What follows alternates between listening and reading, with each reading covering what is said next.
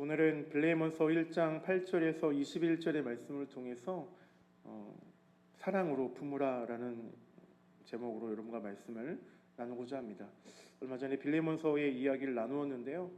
이번에는 이 빌레몬서를 부속사의 관점으로 좀 다시 한번 보고자 합니다. 이 빌레몬서는 성경에서 가장 짧은 책 중에 하나입니다. 그래서 단 한 장 25절에 불과한 이 짧은 편지 안에는요, 사도 바울의 인격과 복음의 본질, 그리고 공동체가 어떤 사랑으로 살아가야 하는지를 아주 깊이 녹아 있는 말씀인 것이죠. 빌레몬서는 단지 고대의 사적인 편지가 아니라고 그렇게 설명합니다.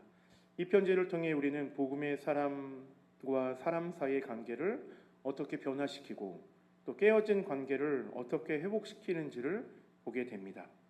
오늘 이 빌레몬서의 말씀을 통해서 하나님께서 사도 바울을 통해서 깨어진 관계가 또 복음으로 인해서 어떻게 합해지고 그것이 예수 그리스도와 어떻게 연결되어지는지를 함께 나누었으면 좋겠습니다. 제가 몇 달 전에 그 창고에서 박스 내리다가 이빨을 팍 박았어요. 그래서 그때 한참 제가 아파 죽겠노라며 그렇게 얘기했던 기억이 납니다. 드디어 내일 제가 이빨을 뽑으러 갑니다. 자꾸 지난주부터요, 계속 말씀을 전하는데 침이 자꾸 튀는 거예요. 그래서 이건 도저히 볼 수가 없겠다. 그래서 이빨을 이제 뽑으러 가는데 제가 이제 그 때마침 치과에서 아주 싸게 임플란트를 한다고 막 30만 원에 하겠다, 해주겠다, 이렇게 광고에 문자가 들어와서 제가 상담을 남기니까 바로 전화가 오더라고요. 그래서 잘 생각하셨다고, 우리가 철저한 AS와 서비스로 고객님을 잘 모시겠다고 그렇게 저한테 너무 잘 설명해 주는 거예요. 그러면서 내일 오시는 길도 편안히 오시라고, 또 내일도 우리가 고객님이 잘 병원에 치료받을 수 있도록 준비하겠다 이렇게 얘기하는데요, 너무 신뢰가 가더라고요. 내가 내일 병원에 가면 아주 이빨을 잘 뽑고 또 이빨 하나를 잘 받겠다, 이런 생각을 해보게 됩니다. 말이라는 것이 참 그런 것 같아요. 오늘 빌레몬서의 사도 바울은 빌레몬에게 편지하면서 오네시모가 이런 사람이야, 오네시모가 나와 함께한 사람이야 라고 그렇게 설명하면서 그에게 편지하는 내용이 보여집니다. 여기에는 강권적인 이야기가 없습니다. 사도 바울은 빌레몬에게 사도 바울은 어떤 사람이었을까요? 분명히 사도 바울은 사도였으며 또 그는 믿음의 선배이자 또 지도자였습니다. 그러니 그가 네가 좀 오네시모를 용서해라 이렇게 이야기해도 될 법한데 그렇지 않고 부탁하고, 만약에 오네시모가 잘못하면 다시 돌려보내라 이렇게까지 얘기를 합니다. 사실 이 말씀을 잘 살펴보면요, 오네시모는 어떤 사람이었을까 좀 고민하게 됩니다. 오늘 말씀에 오네시모가 어떤 사람이었는지 잘 나타나 있지는 않습니다. 그러나 그가 로마에서 사도 바울과 함께 옥에 갇혔다라는 것은 알 수 있습니다. 그렇게 생각해 보니까 오네시모라는 이 노예의 입장에서 로마라는 곳까지 그가 갈 수 있었다라는 것 하나만으로도 오네시모 굉장히 똑똑한 사람이었을 것이다 라고 생각해 보았어요. 그는 사실 종으로서 계속 자기의 삶을 사는 것을 원치 않았던 것 같습니다. 그리고 그가 로마에서 잡힌 이유는 빌레몬이라는 가정에서 그 주인의 물건을 훔쳤기 때문에 그가 로마에서 잡히게 되죠. 그리고 그는 결국엔 이제 오네시모에게 돌아가야 될 만한 그런 상황과 환경에 닥치게 됩니다. 그러나 오네시모를 좀 가만히 살펴보면 이는 의지가 있었다라는 거예요. 그러니까 종으로서의 계속된 삶을 살 것인지, 아니면 내가 잡히더라도 내가 새로운 삶을 개척할 것인지에 대한 그러한 결정에서 오네시모는 도망하는 것을 선택하고 그가 자기의 길을 개척합니다. 근데 자기의 길을 개척함으로 누구를 만나게 되죠? 사도 바울을 만나게 됩니다. 결과적으로는 사도 바울을 만남을 통해서 오네시모가 종에 대한 부분을 해방하게 되는 것이죠. 오늘 우리는 우리의 삶 속에 갈림길에 있습니다. 우리는 늘 무언가를 결정해야 되고 우리는 늘 무언가를 결정해서 그 길을 걸어가야 합니다. 그런데 그 길을 결정하게끔 하는 것, 이것이 나의 생각, 나의 판단이 아니라 오로지 하나님께서 인도하시는 것을 믿음으로 믿고 그 길을 개척해 가며 가는 사람들에게는 하나님의 사람들을 만나게끔 하나님이 그 상황을 여시는 것을 오늘 성경을 통해서 수많이 보게 됩니다. 오늘 오네시모가 하나님의 사람 사도 바울을 만났던 것처럼 오늘 우리의 삶 속에서 우리가 어떤 무언가를 결정할 때 주님의 말씀으로 주님의 은혜로 결정함으로 여러분의 삶 속에 그리스도를 만나는 그런 은혜가 있기를 간절히 소원합니다. 바울은 감옥에서 오네시모를 만나죠. 그는 빌레몬의 종이었다라는 것을 여러분들은 다 알고 계실 것입니다. 그리고 그는 주인의 것을 훔쳐 도망쳤습니다. 당시 종이 주인의 것을 훔쳐 달아났다라는 것은요, 결국엔 죽어 마땅한 죄였습니다. 그러나 바울은 감옥에서 그를 복음으로 낳았다라고 설명해요. 1장 10절에 보니까 갇힌 중에서 낳은 아들 오네시모를 위하여 내게 간구한다라고 그렇게 설명하고 있습니다. 이제 그는 무익한 자가 아니라 유익한 자가 되었다라고 선언합니다. 바울은 단순히 빌레몬에게 오네시모를 용서하라라고 말하지 않습니다. 그는 이렇게 얘기해요. 우리가 1장 18절의 말씀을 다 같이 읽어볼까요? 18절의 말씀입니다. 시작. 그가 만일 내게 불의를 하였거나 내게 빚진 것이 있으면 그것을 내 앞으로 계산하라. 이렇게 설명합니다. 그가 내게 잘못한 것이 있거든 내게로 돌리라 라는 말입니다. 바울은 오네시모의 죄를 자신이 대신 감당하겠다라고 설명하고 있습니다. 이 장면에서 여러분에게 무엇이 떠오릅니까? 어느 한 장면이 떠오르지 않습니까? 그것은 바로 예수님의 모습이라는 것이죠. 우리가 하나님께 죄를 지었을 때 예수님은 이렇게 설명합니다. 그 죄를 내게로 돌리라 라고 그렇게 말씀하고 있어요. 오늘날 한 아버지가 어린 아들과 함께 호수를 걷고 있었습니다. 근데 아들이 발을 헛디뎌서 물에 빠지고 말아요. 아버지는 지체 없이 물속으로 뛰어 들어가 아들을 건져냅니다. 그 과정에서 아버지의 손은 바위에 긁혀서 깊은 상처를 입었고 그것이 흉터로 남게 됩니다. 어린 아들은 켜가면서 그 흉터를 기억합니다. 아버지가 자기의 생명을 구해주기 위해 흉터를 얻었다라는 사실은 그 어떤 말보다 강력한 사랑의 증거였습니다. 예수님의 손과 발에도 무엇이 있습니까? 흉터가 있습니다.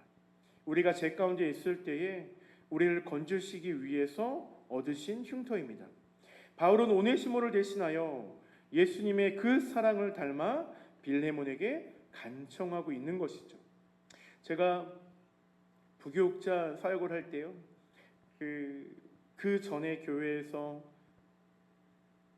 사역하는 다른 교회로 이렇게 다른 사역지로 갈 때에 담임 목사님이 이제 옮겨가는 사역지에 있는 담임 목사님에게 전화를 합니다. 그러면서 전화를 해서 내가 보증할 테니 이 아이를 갖다 써라 이렇게 얘기합니다. 그리고 만약 사역을 잘 못하거나 게으름을 피면 나에게 다시 돌려보내라 이렇게 이야기를 해요. 그러면서 그 전화를 끊고 저는 그 교회를 가게 되었죠. 그때 목사님 저한테 하셨던 말씀 중에 하나가 내가 너를 보증했으니 너 가서 잘해야 된다라고 이야기를 합니다. 저는 목사님이 누가 뭐라고 한다 할지라도 그 목사님은 저에게 향한 그 사랑을 기억합니다. 그리고 그 사랑을 때가 되면 갚으려고 노력을 합니다. 우리에게 그렇게 깊은 사랑을 주신 예수님의 사랑이 있습니다. 예수님이 십자가에 죽으시고 부활하심으로 그 사랑을 우리에게 보여주셨죠. 그러니 그 사랑 때문에 관계가 회복되어지는 것입니다. 오늘 사도 바울이 빌레몬에게 오네시모를 의탁하며 부탁하며 너 오네시모가 무언가 잘못하면 다시 나에게 돌려보내라 라고 이야기하고 있는 것은 오네시모를 향한 사랑의 확증입니다. 오늘 예수님이 우리에게 보여주셨던 그 사랑의 확증이 그들의 삶 속에 나타나고 있다는 것입니다. 오늘 우리에게 중요한 것은 우리의 삶에 예수 그리스도의 삶이 나타나는 것, 우리의 삶에 예수 그리스도의 사랑이 증거되어지는 것, 이것은 우리만 잘 먹고 잘 사는 것이 아니라 우리가 가지고 있는 그 믿음을 다른 이들에게도 증거하고 전달하고 다른 이에게도 그 예수 그리스도의 흔적을 남기는 것이 우리의 사역의 본질이라는 것입니다. 흔히들 예수 그리스도의 심장이 가슴에 있냐라고 이렇게 물어봅니다. 예수 그리스도의 흔적이 우리들의 가슴에 있냐라고 물어봅니다. 여러분에게 물어보겠습니다.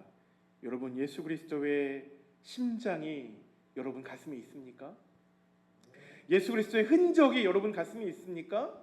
그렇다면 오늘 사도 바울이 오네시모를 변론하며 그를 주인에게 돌려보냈던 그 사랑이 우리의 삶을 통해서 나타내어지기를 소원합니다. 때로는 그가 죄인이고 때로는 그가 내 마음에 들지 않는다 할지라도, 그가 때로는 나에게 부족해 보인다 할지라도, 그가 어쩌면 세상에서 버림받아 마땅한 사람이라 할지라도, 여러분, 예수 그리스도의 사랑을 가지고 그 사랑의 언어로 그 믿음을 가지고 우리가 그들에게 한 발 더 나아가는 은혜의 모습이 있기를 간절히 소원합니다. 사실 아까도 이야기한 것처럼 여러분, 복음은 우리의 관계를 변화시키고 바꿔버립니다. 바울은 권위로 명령할 수 있었죠. 그는 사도였고 영적인 아버지였습니다. 그러나 그는 사랑으로 간구했다라고 9절에서 설명해요. 도리어 사랑으로서 간구하노라. 나이가 많으나 바울은 지금도 또 예수 그리스도를 위하여 갇힌 자가 되었다라고 설명하죠. 도리어 사랑으로 간구했다라고 설명합니다. 오늘 빌레몬은 지금 중요한 결정을 해야 합니다. 자신의 종이자 도망자였던 오네시모를 더 이상 종이 아닌 형제로 받아들일 것인지, 당시 문화와 법으로는 불가능한 일이었죠. 그러나 복음은 문화를 넘어 제도를 넘어섭니다. 빌레몬은 더 이상 오네시모를 종으로 보지 않고 그리스도 안에서 사랑으로, 형제로 받아들이게 됩니다. 여러분, 오늘 빌레몬의 결정, 사도 바울의 편지, 그리고 그 중심에 서 있는 오네시모의 마음의 결정, 이것이 복음만이 가능한 삶의 변화라는 것입니다. 오늘 우리 교회가 이 땅에서 살아남을 수 있는 방법은 복음의 역사 가운데 있어야 된다는 것이죠. 우리 교회가 복음이 살아있고 복음을 증거하는 것이 참 은혜이며 복음을 증거하는 것이 참 진리라는 것을 깨달을 때에 우리 안에 놀라운 변화가 일어나게 될 것입니다. 저는 요즘에 하나님께 그렇게 기도합니다. 얼마 전까지만 해도 하나님, 은혜의 사람들을 보내주세요. 하나님, 오늘 예배를 사모하고 예배를 사모할 만한 사람들을 우리에게 보내주세요. 그리고 또 한 가지 기도하는 것은, 그러니 우리 교회가 100명이 되기를 소원합니다. 그렇게 기도했어요. 근데 얼마 전에 제 기도가 좀 바뀌었습니다. 어떻게 바뀌었냐면, 하나님, 100명을 담을 수 있는 그릇이 되게 해주세요라고 기도하기 시작했어요. 여러분, 오늘 우리 마음 가운데 우리의 그릇이 준비되어져 있는지, 우리 포근한 교회가 포근함으로 감쌀 수 있는 그릇이 준비되어져 있는지를 다시 한번 확인해 보면 좋겠습니다. 그리고 우리의 그릇이 준비되어졌을 때 하나님은 주지 말라고 해도 그 은혜의 잔을 채우실 줄 믿습니다. 이것이 결국 교회 안에서만 가능한 일일까요? 이것이 교회 안에만 국한된 이야기일까요? 그렇지 않습니다. 이것이 가정에도 이 나라와 민족 위에도 가능한 이야기입니다. 우리가 준비되면 가정의 은혜를 채우시고 이 나라의 민족의 열방 가운데 그 은혜를 채우신다라는 것입니다. 얼마 전에 지금 여러 곳에 나가 있는 선교사님들이 한국에 총회 때문에 한국으로 들어왔어요. 많이들 들어오셨어요. 그리고 이제 출국을 하기 시작했는데 그 중에 한 분 선교사님이 우리 교회를 방문하셨습니다. 이분은 예성 교단의 선교사님들 총 디렉터입니다. 그러니까 끝발이 있으신 거죠. 제가 이분을 어디서 만났냐면 서남아시아 선교 대회 때 그 선교사님들을 섬길 수 있는 기회가 있어서 태국으로 그 선교사님들 총회에 제가 참석한 적이 있습니다. 근데 그때에 이 선교사님이 저를 보면서 감동한 게 아니라 우리 아이들도 같이 갔었거든요. 우리 아이들을 보면서 감동한 거예요. 우리 아이들이 찬양하는 모습, 우리 아이들이 막 그렇게 하나님께 간구하는 그 예배 안에서의 모습들을 보면서 이 선교사님이 굉장히 감동을 받았다는 겁니다. 그래서 여전히 지금도 저한테 안부를 물을 때 아이들은 잘 있나요? 이렇게 물어봐요. 그런데 이 선교사님이 이제 지난주에 저희 교회에 방문하셨습니다. 너무 반가웠어요. 왜냐면 총회 때 못 뵀거든요. 근데 우리 교회에 잠깐 방문하겠다고 그래서 오시라고 그래서 만났습니다. 그리고 선교사님이 목양실에서 이제 두루두루 얘기를 나누는데 이런 말씀을 하시는 겁니다. 선교지에 예수 그리스도의 피가 더 뿌려져야 됩니다라고 얘기합니다. 예수 그리스도의 소망이 더 뿌려져야 합니다. 이런 얘기를 해요. 그래서 그것이 무슨 말인가 생각해 봤더니 요즘 동남아시아 또 서남아시아에 있는 수많은 나라들이 전쟁, 기근, 기후 변화에 지진에 정말 수많은 일들이 벌어지고 있음을 이야기를 합니다. 그럼 사실은 말씀이 많은 사람들이 헐벗고 있고 많은 사람들이 아파하고 있고 많은 사람들이 신을 원망하고 있다라는 거예요. 그러면 사실은 이야기가 바로 지금이 예수 그리스도의 피를 흘릴 때라고 저한테 이야기를 합니다. 그러면서 기도해 달라고, 우리가 선교제 나가 있는 우리가 예수 그리스도의 보혈을 정말 짠이듯이 막 매일매일 그 삶으로 승리할 수 있도록 기도해 달라고 그렇게 저한테 기도 제목을 남기고 그러고 돌아가셨습니다. 그 선교사님의 고백을 통해서 제가 느낀 것은 선교지에 나가서 아무것도 없고 빚도 없고 자기의 어떤 이익을 위해서 선교의 자리에 나가 있는 것이 아니라 그 선교의 자리에서 정말 그리스도의 보혈을 흘려보내기 위해서 정말 있는 거 없는 거 다 내어놓고 선교하시는 그 선교사님들의 모습들을 보면서 가슴 한편으로는 그렇게 나도 보내는 선교사로 아니면 한국에서의 사역자로 잘 살아내야 되겠다라는 생각들을 했고 결심을 하게 됩니다. 그래서 마음을 다시 한번 다잡는 것은 내가 그리스도인으로 잘 살아내야 되겠다라는 생각들을 다시 한번 해보았습니다. 여러분, 그리스도로 잘 살아낸다라는 것은 우리의 마음 안에 복음을 잘 갖추고 있냐라는 것이겠죠. 우리 마음 안에 그 그리스도의 복음을 가지고 살고 있냐라는 것일 겁니다. 그 복음을 가슴에 새기고 살아가는 저와 여러분 되어지기를 간절히 축원합니다. 미국의 한 감옥 사역자의 이야기를 본 적이 있는데요. 거기에 이런 말이 있었습니다. 그는 매주 한 번씩 교도소에 가서 복음을 전한다고 이야기를 해요. 근데 어느 날 한 재소자가 이렇게 얘기합니다. 목사님, 저는 사람을 죽였습니다.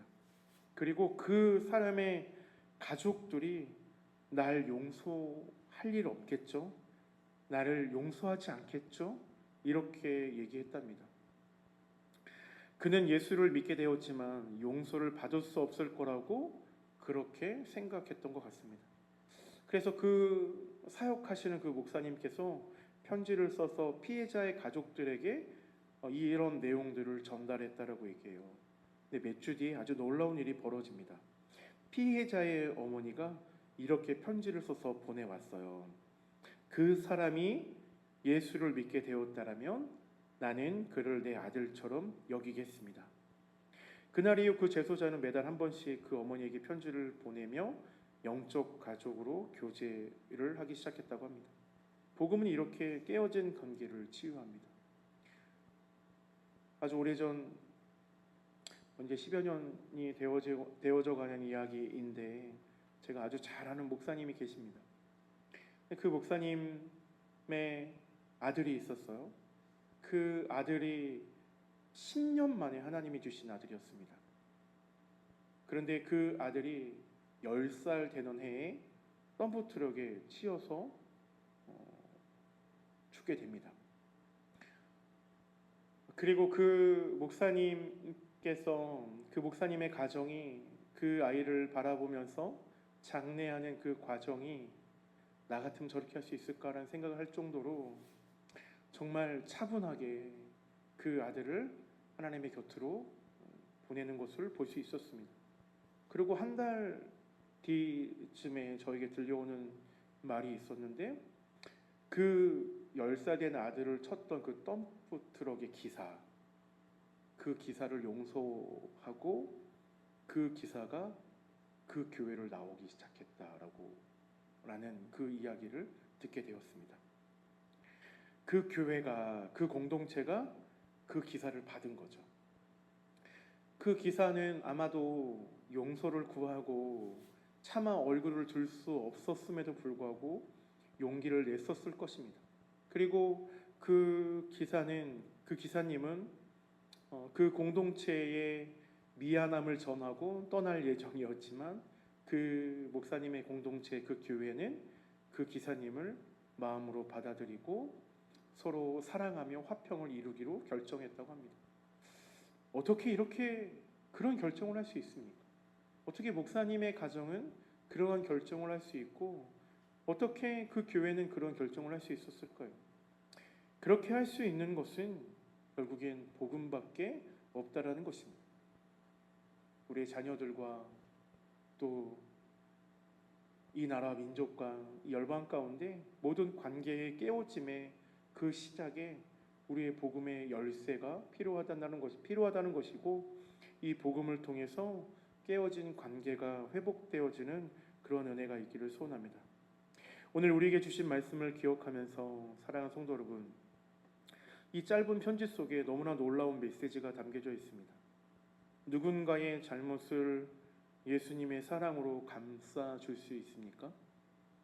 또 하나 물어보겠습니다. 상처 입은 관계를 회복하기 위해 용기 낼 수 있습니까? 또 하나만 더 물어볼까요? 사랑으로 간구하는 자세로 사람을 대할 수 있습니까? 어쩌면 우리들에게 필요한 말씀이 아닌가 싶습니다. 오늘 우리들에게 필요한 질문이 아닌가 싶습니다. 예수님의 사랑으로 감싸내어 주는 것, 상처 입은 관계를 회복하기 위해서 용기의 언어를 더하는 것, 사랑으로 간구하는 자세로 사람을 대하는 것.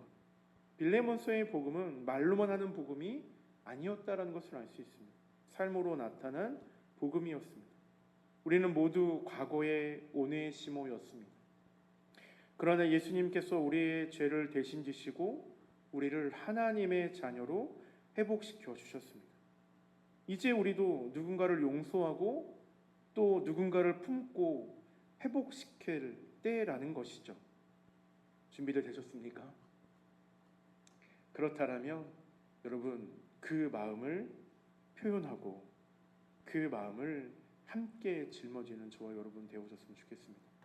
제가 오늘 새벽에도 무난하는 것에 대해서 설명하면서 무난하는 것이 결국엔 공동체의 회복이요 그것이 은혜이며 그것이 기쁨이다라고 설명했습니다. 혹시 오늘 새벽에 나오신 분들 어떻게 잘 전하셨습니까? 무난하셨습니까? 여러분 이 모든 것의 시작은 예수 그리스도입니다. 이 예수 그리스도의 사랑이야말로 그 어떠한 닫힌 벽도 열 수 있는 것이고요. 어떠한 문제도 해결할 수 있는 열쇠가 되어집니다. 예수님이라면 어떻게 하셨을까 고민하는 것, 이것이 믿는 우리들의 숙제가 아닌가 싶습니다. 우리는 참 많이들 배우죠. 우리가 학교에서 수많은 공부를 하고 또 자라면서 수많은 이야기들 듣습니다. 그리고 어쩌면 그것이 다 맞는 방법 같고 그것이 살아가는 것이 다 맞는 방법처럼 그렇게 생각되어져 그렇게 사는 것이 맞다라고 판단되어질 때가 있습니다. 그런데 하나님은 예스가 아니고 노라고 말씀하실 때가 있어요. 너의 사는 방식, 너가 살아가는 그 방식 아니야 라고 말씀하실 때가 있습니다. 여러분 그럴 때 어떻게 하시겠습니까? 여러분 그럴 때 알겠습니다 하나님, 제가 저의 삶을 모두 다 바꿔버리겠습니다 이러고 바꿀 수 있습니까? 참 어려운 것이겠죠. 오늘 믿음의 사람들을 좀 쭉 살펴보면 하나님은 느닷없이 나타나서 내 본토 아비집을 떠나라 라고 말씀하지를 않나, 아니면 노예 생활하는 그들에게 애굽에서 출애굽할 것에서 말씀하고 있지는 않는지, 아니면 노아의 홍수를 통해서 노아의 가족들만 살릴 테니 산 중턱에 가서 배를 지어라라고 말씀하고 있지는 않는지, 이런 정말 내 생각과 내 상황과 판단에선 도저히 가능하지 않는 그런 말씀이 우리 가운데 올 때 이 말씀을 가능케 하는 것이 예수 그리스도의 복음이라는 것이에요. 이런 하나님의 말씀이 알겠습니다 하나님, 내가 그렇게 하겠습니다라고 그렇게 대답하게끔 하는 것이 예수 그리스도의 은혜라는 것입니다. 그래서 우리들에게는 복음이 필요한 것이고 우리들에게는 은혜가 필요한 것입니다. 이 두 개가 없다면 우리는 울리는 징과 같을 수밖에 없다라는 거예요. 우리가 예수님 10년 믿고 20년 믿는 것이 중요한 것이 아니라 이 시대를 사랑하는 나에게 하나님의 복음이 있는지, 예수 그리스도의 은혜를 가지고 살고 있는지, 이것을 점검하며 살아가는 삶이 복된 삶이며 그것을 점검하며 사는 삶이 승리하는 삶이라는 것입니다. 오늘 수요일 밤에 오셔서 하나님의 말씀을 듣는 저와 여러분이 하나님의 사랑을 깨닫고 그 하나님의 사랑을 통해서 복음을 증거할 때에 그 복음의 증거가 내가 좋아하는 사람만 복음을 증거하는 게 아니라 때로는 세상에서 낙오자가 되어진 사람, 때로는 세상에서 눈물을 흘리며 아파하는 사람, 때로는 세상에서 내가 제일 싫어하고 밥맛 없어 하는 사람에게 그 복음을 증거할 준비가 되어져 있냐라고 오늘 빌레몬서를 통해서 우리에게 말씀하고 있다는 것입니다. 우리 포근한 교회가 정말 말 그대로 포근한 교회가 되어주기를 소망합니다. 우리 포근한 교회가 정말 포근하게 감싸 안고 집 나갔던 아들이 돌아왔을 때 그 아비가 그 아들을 감싸 안았던 것은 그 망나니 같은 그 아들이, 그 탕자가 그가 가지고 갔던 것, 그리고 그가 지었던 죄악들, 그가 하나님을 멀리했던 그 모든 것들을 다 용서하고 안았다라는 이 표현이 포근함이라는 것이죠. 우리 교회는 그런 교회가 되어줘야 합니다. 포근함으로 감싸 안는 교회. 에디슨 전집에 보면요 여러분, 이런 말이 있습니다. 에디슨이 아주 어릴 때에 달걀을 품고 달걀에서 병아리가 나오기를 실험했다는 대목이 나오는데, 정말 신기하게도 거기에 그 달걀을 포근히 안았다라고 이렇게 설명합니다. 그래서 저는 이 포근한이라는 단어가 참 여러 가지 것들로 저는 막 이렇게 해석이 되어지는데, 여러분 포근한 교회는 생명을 낳는 교회입니다. 믿으십니까? 그것은 우리가 에디슨이 그 알을 안았던 것에서부터 시작이 되어집니다. 여러분이 안아주셔야 되고요, 여러분이 망나니 같은 자식도 안아주셔야 합니다. 여러분이 정말 죄짓고 범죄하고 그리고 아비의 재산도 자기의 목을 달라고 그렇게 이야기하며 아비의 재산도 다 가져갔던 그 망나니 같은 아들 또한 포근히 안았던 그 아비의 심정을 가지고 오늘 포근한 교회가 되어지길 소원합니다. 아멘. 아멘입니까? 기도하겠습니다.